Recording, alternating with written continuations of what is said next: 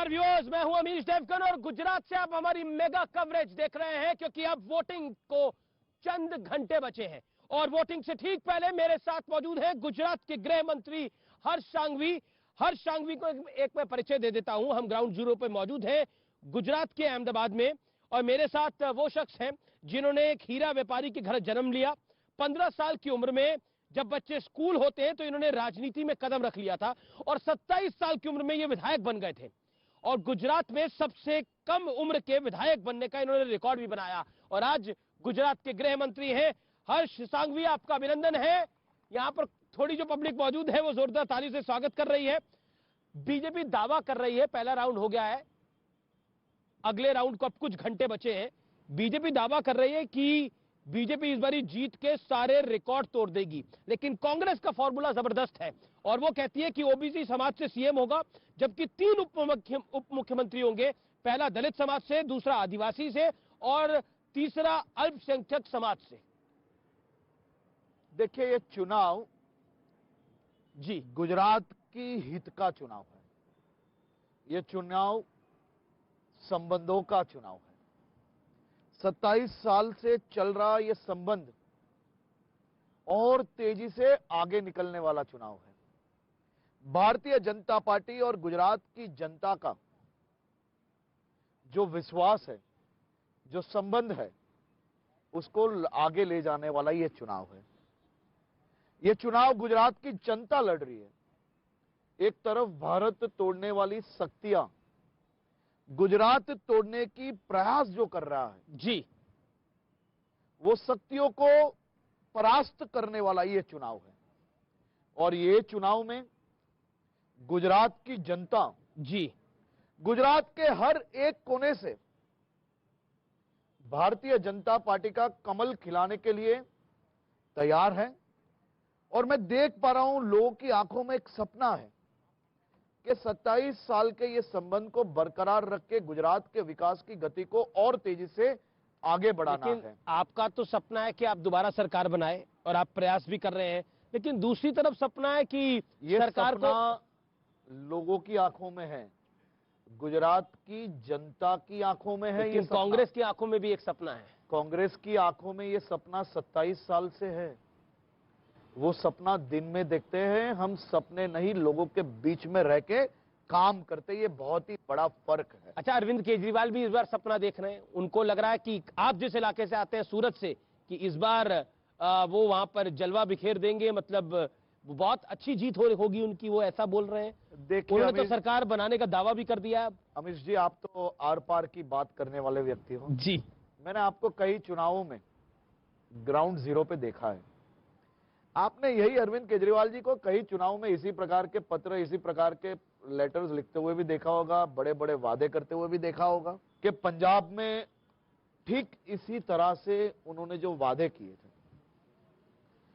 वो पंजाब, जिस पंजाब में से सबसे ज्यादा युवा ये देश की सरहदों की सुरक्षा करते हैं और वो सरहदों पे सुरक्षा करने वाले मेरे देश के जवानों की माता पे जिस प्रकार से उन्होंने दमन चलाया है, जिस प्रकार से लाठी चार्ज किया, पंजाब के मुख्यमंत्री आज पंजाब में जवाब नहीं दे पा रहे। इसके लिए ही तो आपके गुजरात मेहमान बने हुए हैं गुजरात में। हम तो मेहमान गति करने वाले लोग हैं जी। आपने भी गुजरात की मेहमान गति देखी होगी, कई सालों से आप देखते हो। हमारे घरों में आप आओगे, कहीं पे भी मध्यम वर्ग के गुजरात के कोई भी परिवार में जाओगे जी, अगर उनके परिवार में 2 रोटी बनी होगी ना अमीश जी, फिर भी खाने के टाइम पे 1 रोटी वो मेहमान को खिलाएंगे। लेकिन वो मेहमान अगर रोटी खिलाने से ये समझ ले कि ये घर मेरा हो गया, हम भावुक जरूर है, हम मूर्ख नहीं है। बस मैं इतना ही कहूंगा। एक सवाल मेरा है कि आम आदमी पार्टी कहती है हमारा ट्रैक रिकॉर्ड है, हम जहां जाते हैं वहां एक क्रूसेडर की तरह जाते हैं और हम दिल्ली आए, हमने 60 से ज्यादा जीती, हम पंजाब गए, हमने 90 से ज्यादा जीती। क्या आपको लगता है, उसको देखकर आपको लगता है कहीं ना कहीं एक भारतीय जनता पार्टी को आने वाले भविष्य में एक खतरा हो सकता है आम आदमी पार्टी से, गुजरात में खास तौर पर? अरविंद केजरीवाल जी का एक और भी ट्रैक रिकॉर्ड है जी। मेरी आपसे विनती है, वो ट्रैक रिकॉर्ड भी अच्छी तरह से देखना चाहिए। उनका ट्रैक रिकॉर्ड अन्ना हजारे जी से अच्छा कोई नहीं कह सकता ये देश में। एक बुजुर्ग व्यक्ति को कई दिन भूखे रखा, और ये बुजुर्ग व्यक्ति को भुखा रख के अपनी राजनीतिक मंशा, जो सपने थे, वो पूरे करने वाले व्यक्ति का नाम है अरविंद केजरीवाल। अरविंद केजरीवाल को अब जनता जान चुकी है। दूसरी तरफ कहा जाता है कि आप लोग पोलराइज करने की कोशिश करते हैं यूनिफॉर्म सिविल कोड के थ्रू, और भी कई सारी बातें आई।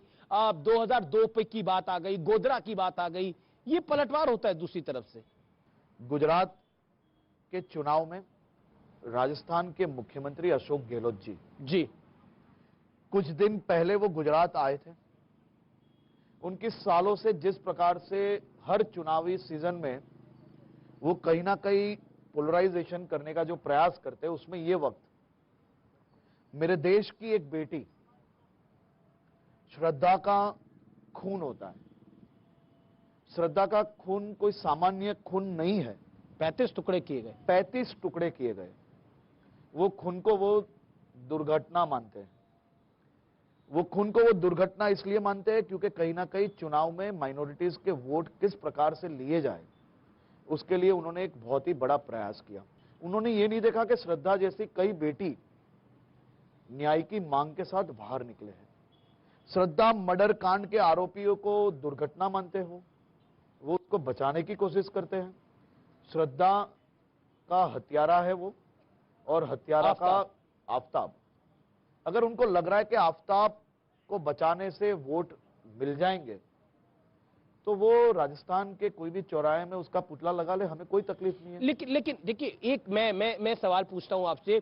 अगर आप गोधरा की बात करते हैं, 2002 की बात करते हैं, देश के गृह मंत्री कहते हैं कि देखिए हमने कैसे सबक सिखाया, और उसके बाद से अभी तक दंगे नहीं हुए हैं, तो इसको पोलराइजेशन इफेक्ट माना जाता है। ओवैसी कहते हैं कि बताइए, ये तो खुलेआम बोल रहे हैं। ओवैसी का सर्टिफिकेट हमें चाहिए भी नहीं। ओवैसी हमें सर्टिफिकेट देगा देश। चलिए, कांग्रेस का सर्टिफिकेट तो मानते हैं। कांग्रेस तो कह रही है कि आप खुलेआम पोलराइज कर रहे हैं, आप एंड के अंदर आकर पूरी तरह से। देखिए, हमारे संस्कारों में लिखा है कि हमें इतिहास का हर एक इतिहास की सब चीजें हमें पता होनी चाहिए। जी। तो इतिहास में किस प्रकार का दमन कांग्रेस के राज में गुजरात के लोगों पे होता था, वो आज के युवाओं को पता होना जरूरी है। गोधरा की एक एक बातें जो कही है, वो मात्र और मात्र युवाओं को कांग्रेस का सही रंग क्या है वो बताने की कोशिश है। इसमें सांप्रदायिक कोई बात नहीं है, उसको गलत तरीके से लिया। अब यूसीसी को भी सांप्रदायिक रंग से देखा जाता है, जो कि चुनाव से एन पहले आप लोगों ने किया, यूनिफॉर्म सिविल कोड। ये राज्य के सभी धर्म के नागरिकों को जी एक समान कानून का लाभ मिले, उसमें कांग्रेस के पेट में क्यों दर्द हो रहा है? अरविंद केजरीवाल जी को इसका क्यों विरोध होना चाहिए? भाई, सभी नागरिकों को एक समान कानून का लाभ मिले, उसमें तो सबको आगे बढ़ना चाहिए। कांग्रेस और आम आदमी पार्टी हमें क्यों सवाल पूछ रही है? चुनाव से एन पहले क्यों? देखिए, कांग्रेस और आम आदमी पार्टी ये पूछ रही है कि नेकी में भी मुहूर्त निकालना चाहिए। हम लोग ये मान रहे हैं कि नेक कामों में देरी क्यों? रेडिकेशन अगर अपने वो कह रहे हैं कि कौन है रेडिकलाइज, कौन है? ओवैसी पूछ रहे हैं, कोई और विपक्ष के नेता पूछ रहे हैं कि कौन है रेडिकलाइज। ये एंटी रेडिकल सेल जो है, वो कहते हैं वो भी एक पोलराइजेशन की भरसक कोशिश है। देखिए, ओवैसी जुर्मीकरण की। नहीं, जुर्मीकरण क्यों? आप मुझे ये बताइए कि ये देश को सुरक्षित रखने के लिए जी कोई सेल बनाया जा रहा हो, अगर कोई स्लीपर सेल एक्टिव करने की प्रोसेस हो, उससे पहले पकड़ने के लिए अगर कोई सेल बनाया जाए, उससे ओवैसी जी को क्यों तकलीफ है? भाई, राहुल गांधी इस चुनाव में प्रचार करने के लिए कम आए, इसकी खुशी है आपको या दुख है इसका? देखिए, अगर आप किसी कांग्रेस के कार्यकर्ताओं को पूछोगे तो वो जरूर से ये खुशी जारी कर पाएंगे, लेकिन हो सकता है कि एक ही परिवार से चलने वाली ये पार्टी के शहजादे के लिए कांग्रेस के कार्यकर्ता भी जाहिर में नहीं बोल पाएंगे। लेकिन मुझे कई कार्यकर्ता जब एयरपोर्ट पे मिले, मैंने उनको पूछा कि भाई, कल तो आपके नेता आ रहे हैं।